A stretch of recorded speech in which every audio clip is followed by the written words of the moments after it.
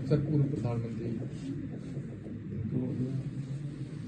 Doctor Manmohan Singh ji का जाना एक बड़ी दुखद खबर है।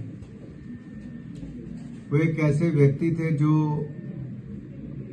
बहुत सामान्य परिवार से आए, गरीबी भी देखी, लेकिन अपनी शिक्षा, अपनी काबिलियत के बल पर जहां एक और आरबीआई के गवर्नर भी रहे, भारत के वित्त मंत्री रहे, भारत के प्रधानमंत्री 10 वर्षों तक लगातार रहे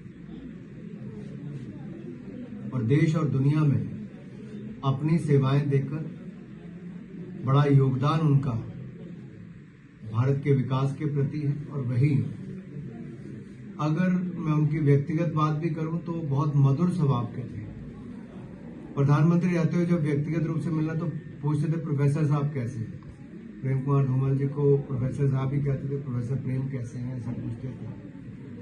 कभी ये नहीं लगा कि देश का प्रधानमंत्री जाते आते भी रुक जाना, हाल पूछना, ये उनका एक अच्छा व्यक्तित्व का हिस्सा था। दूसरा, पार्लियामेंट में भी बहुत तीखी नोक झोंक होना, कई बार विपक्ष की तरफ से भी तीखे सवाल खड़े करना। उनकी सरकार के समय बहुत बड़े आरोप भ्रष्टाचार के कई मंत्रियों पर लगे, उसके बावजूद वो बहुत सहज तरीके से पार्लियामेंट में आकर अपनी बात को रखते थे, जवाब देते थे, भाषण देते थे।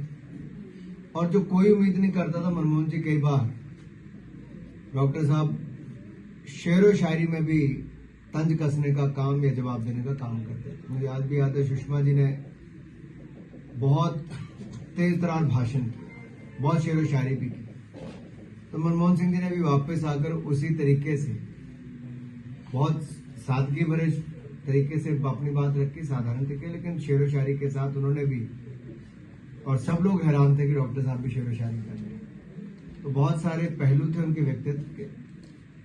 जहां एक और अच्छे पार्लियामेंटेरियन की भूमिका है, वो लगातार पार्लियामेंट में आना, बैठना, बजट हमारी सरकारों में आए तब भी आए, वोट डालने की बात आई तब भी वो व्हील चेयर पर आए। ये दिखाया कि पार्लियामेंट के प्रति उनकी कितनी निष्ठा है और अपना कर्तव्य पालन करना कितना जरूरी है।